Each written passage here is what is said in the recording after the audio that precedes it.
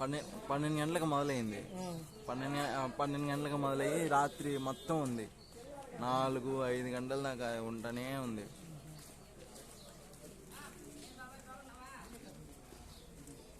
ఊరు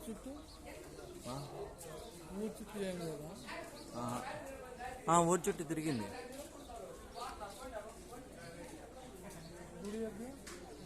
ఏమున్నాయి?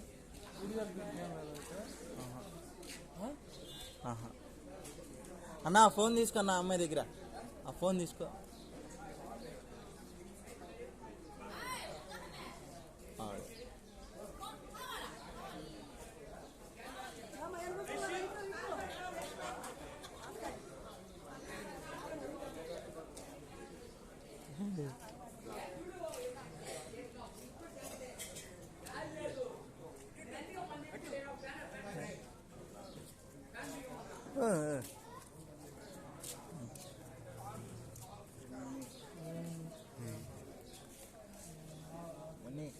బాగా రెడీ అయ్యండి.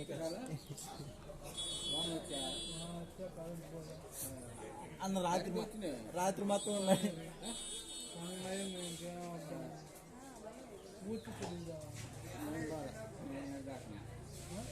వాళ్ళు పంది దాకున్నాడు.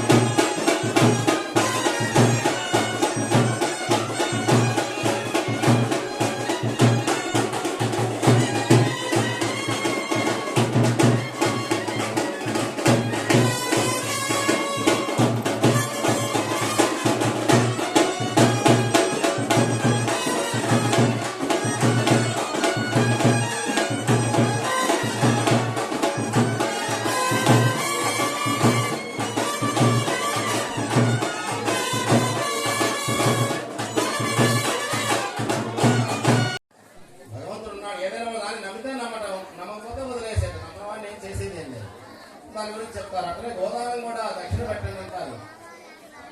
ఎవరితో పోయేది అంత ఏం లేదు. ఎక్కడైనా సరే ఇక్కడ దేవుడి కళ్యాణం, భగవత్ కళ్యాణం, మానవ కళ్యాణంలో కూడా భగవంతుడు అమ్మాయిని ఇస్తున్నాం, అమ్మాయిని మనం ఒక ఇంటికి ఇస్తున్నాం. ఇప్పటిదాకా ఆయన ఏం చెప్పాడు? కన్యాదానం చేస్తే అసలు ఎంత ఫలితమో చెప్పాడు. ఆడపిల్ల పుట్టడం, కన్యను దానం చేయడమే గొప్ప విశేషం. మహాలక్ష్మి ఇంటికి మహాలక్ష్మి స్వరూపం ఆడపిల్ల పుట్టాల. పుట్టిన వాడు దురదృష్టం, దాన్ని మనం ఏం చేయలేము. అందువల్ల ఆడపిల్ల పుట్టడం మహాలక్ష్మి స్వరూపంగా చాలా అదృష్టవంతులు. పుట్టిన తర్వాత ఆవిడ కన్యాదానం చేయడం కూడా చాలా అదృష్టం. ఎందుకని మా మంత్రంలో ఏం చెప్పాడు? కన్యాదానం చేయడం వల్ల మనం చేసిన పాప పుణ్యాలు బాల్య యవ్వన కౌమార వార్ధికేషు రహస్య ప్రకాశేషు అని చెప్పాడు. పుట్టిన దగ్గర నుంచి చిన్నపిల్లవాడి దగ్గర నుంచి తప్పులు చేసుకుంటాం. మానవుడు సహజం, నైజం తప్పు చేయటం. కౌమార వార్ధికేషు చెప్పాం కాబట్టి ఆ బాల్యంలో పిల్లలతనంలో తప్పులు చేసినా అది తల్లిదండ్రులకు లభిస్తుంది. 12 ఏళ్ల వరకు బాల్యంలో పిల్లలు ఏ తప్పు చేసినా బాల్యంలో ఆ పిల్లలు భగవత్ స్వరూపంగా భావిస్తాం. అందువల్ల వాళ్ళు ఏ తప్పు చేసినా తల్లిదండ్రులకే వర్తిస్తుంది. వాళ్ళకి టైం బాగా లేకపోయినా మనకే కష్టాలు పడాలి, అది తెలుసుకోవాలి. అదేవిధంగా యవ్వనంలోకి వచ్చిన తర్వాత కొన్ని తప్పులు చేస్తుంటాం. వార్ధకేశం అంటే బాల్య యవ్వన కౌమార అంటే మళ్ళీ 40 నుంచి 60 ఏళ్ళ మధ్య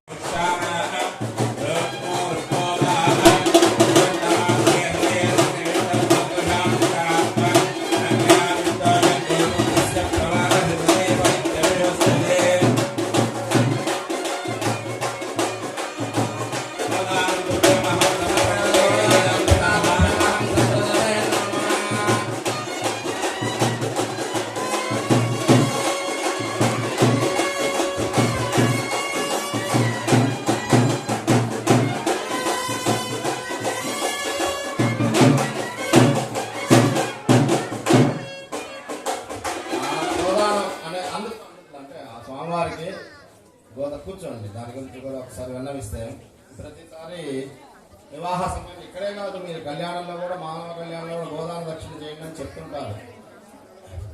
కన్యాదానం గురించి గోదానం గురించి దక్షిణ పెట్టండి అని అంటారు. అందరూ అనుకుంటారు అనుగ్రహము. కాబట్టి ఆ అనుగ్రహాన్ని పొందాలంటే ఆ ప్రసాదాన్ని భక్తితో స్వీకరించి 12 గంటలకు అన్న సంతర్పణ కార్యక్రమంలో అన్న ప్రసాదాన్ని భుజించి భక్తితో జయప్రదం చేయవలసిందిగా కోరుతున్నాం. జై శ్రీరామ్, జై జై శ్రీరామ్.